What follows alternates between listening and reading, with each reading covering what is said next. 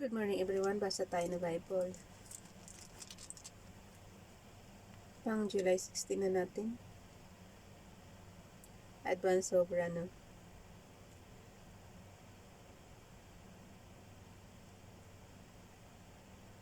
Psalm chapter 16 and 17. In Acts chapter 20 verse 1 to 16. Hinati nyo guys.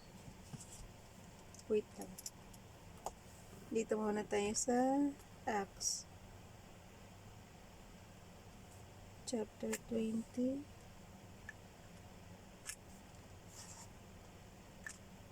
verse 1 to 16. Gusto ko yung pula para madali makita. Yung marker pa. Verse 1 to 16.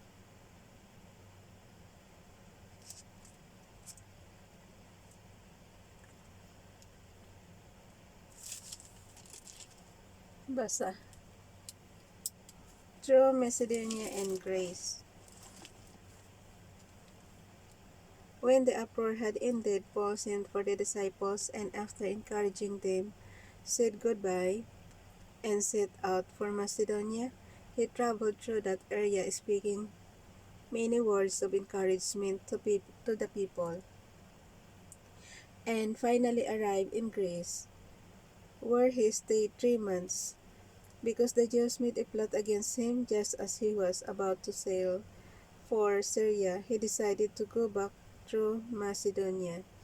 He was accompanied by Sopater, son of Perhos, from Berea, Aristarchus, and Secundus from Thessalonica, Gaius from Derbe, Timothy also, and Tychicus, and Trophimus from the province of Asia. These men went on ahead and waited for us at Troas. But we sailed from Philippi after the feast of unleavened bread, and 5 days later joined the others at Troas, where we stayed 7 days. Eutychus raised from the dead at Troas. Raised from the dead. Ang ano nila nung araw, no? Pwede silang magbuhay talaga ng patay.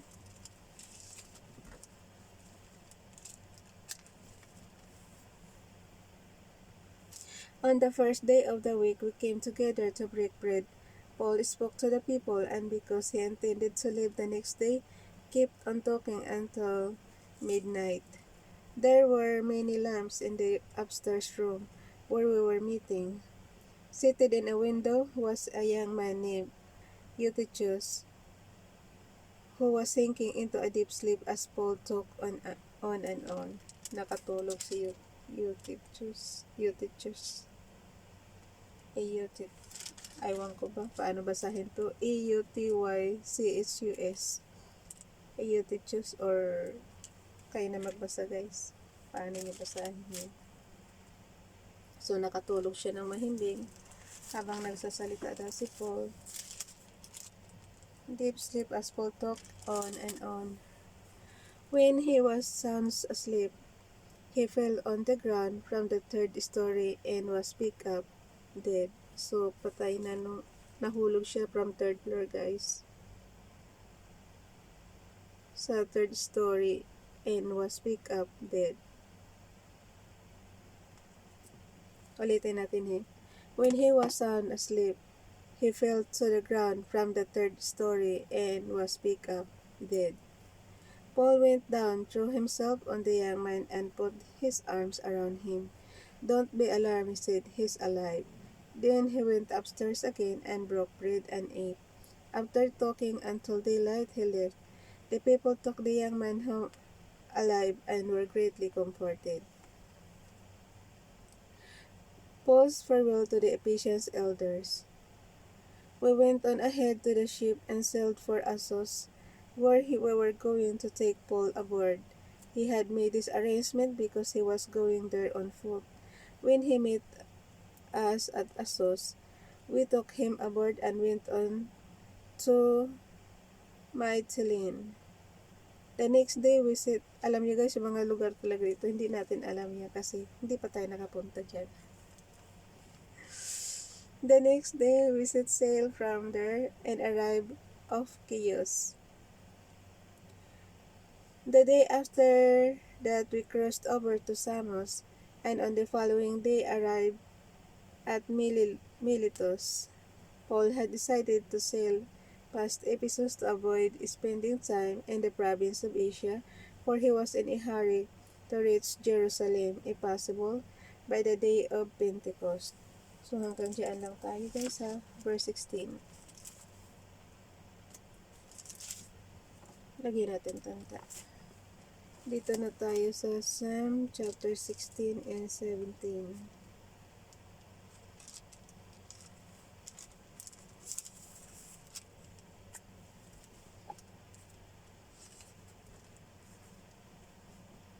Twenty-one. 2021 na yan.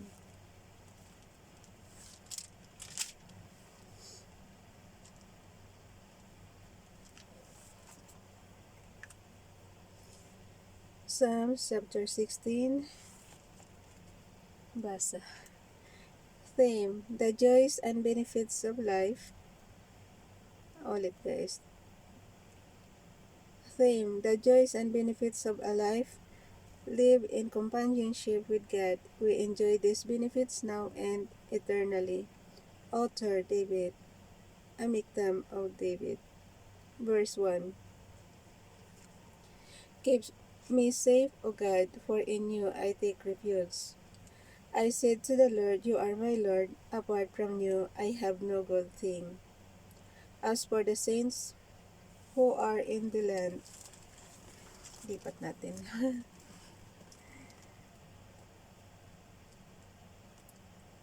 They are glorious ones in whom is all my delight. The sorrows of those will increase who run after other gods. I will not pour out their libations of blood, or take up their names on my lips. Lord, you have assigned me on my portion and my cup. You have made my lot secure. The boundary lines have fallen for me in pleasant places. Surely I have a delightful inheritance. I will praise the Lord who counsels me. Even at night my heart instructs me. I have set the Lord always before me, because he is at my right hand. I will not be shaken. Therefore my heart is glad, and my tongue rejoices. My body also will rest secure, because you will not abandon me to the grave, nor will you let your Holy One see decay. You have made known to be the path of life. You will fill me with joy in your presence, with eternal pleasures at your right hand. Dito na tayo sa chapter 17.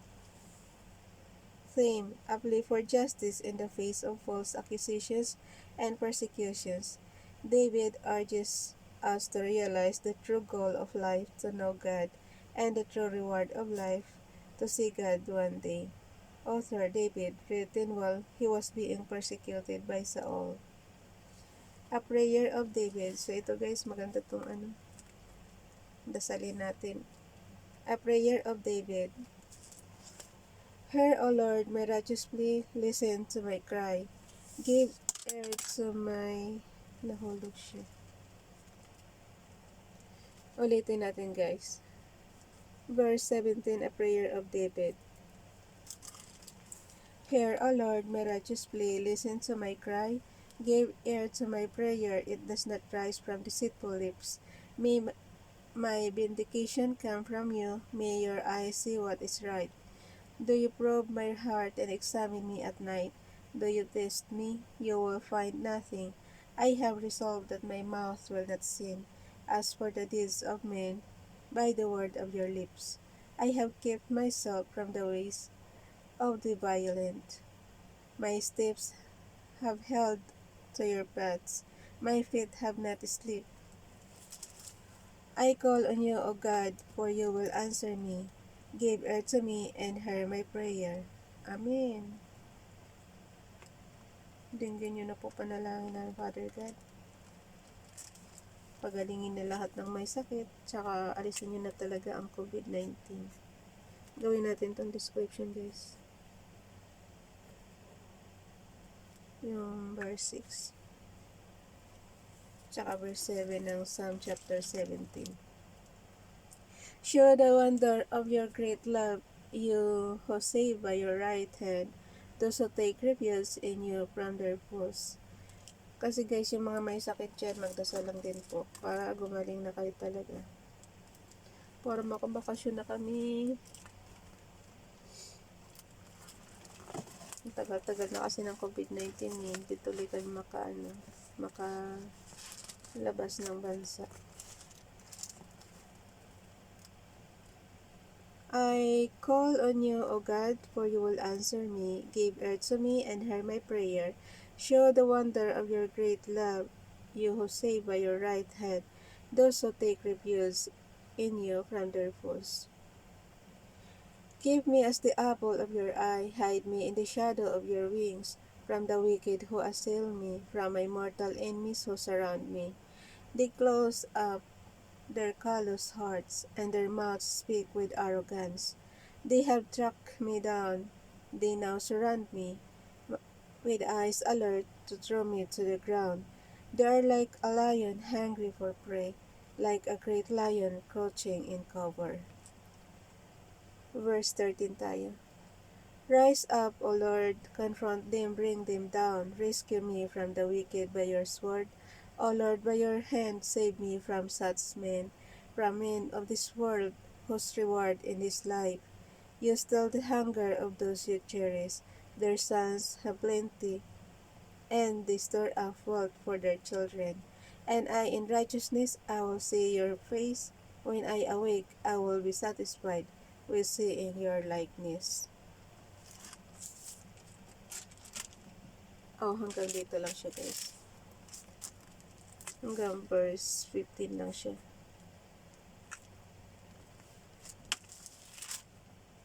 Bukas na yung chapter 18. Bye everyone. God bless.